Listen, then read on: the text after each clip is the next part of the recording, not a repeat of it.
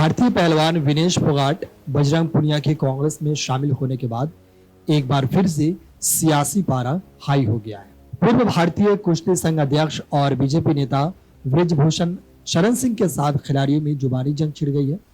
दरअसल बृजभूषण शरण सिंह ने कहा कि विनेश फोगाट चुनाव हारेगी और अगर पार्टी उन्हें हरियाणा में चुनाव प्रचार के लिए भेजेगी तो वो विनेश के खिलाफ प्रचार करेगी। बृजभूषण सिंह के इस बयान पर बजरंग पुनिया ने पलटवार किया है।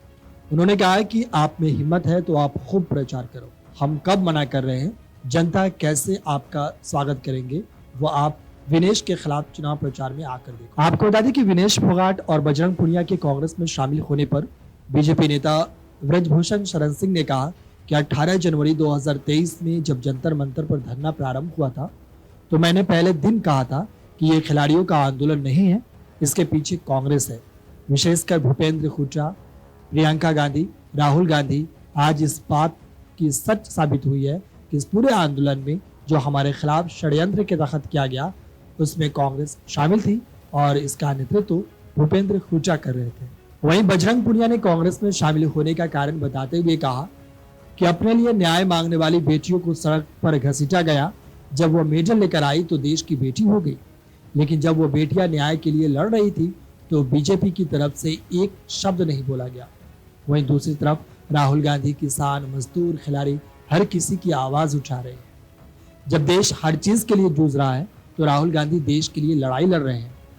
उनसे प्रभावित होकर हमने कांग्रेस पार्टी ज्वाइन की है, क्योंकि जहां महिलाओं, किसानों, जवानों और खिलाड़ियों का सम्मान नहीं, वहां हम जाकर ही क्या करेंगे। इस तरीके से बृजभूषण शरण सिंह के बयान के बाद अब बजरंग पुनिया का बयान आया है और उन्होंने ये सारी बातें कही है। लगभग 2 वर्ष पहले एक षड्यंत्र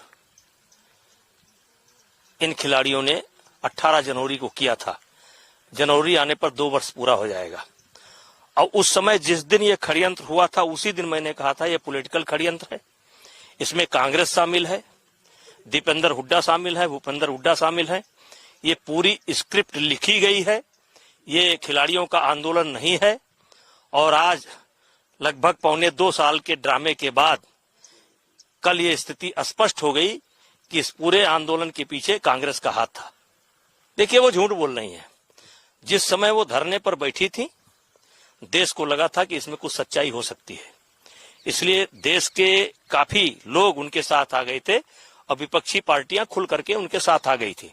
लेकिन भारतीय जनता पार्टी उनके विरोध में नहीं थी और भारतीय जनता पार्टी सच्चाई का पता लगा रही थी।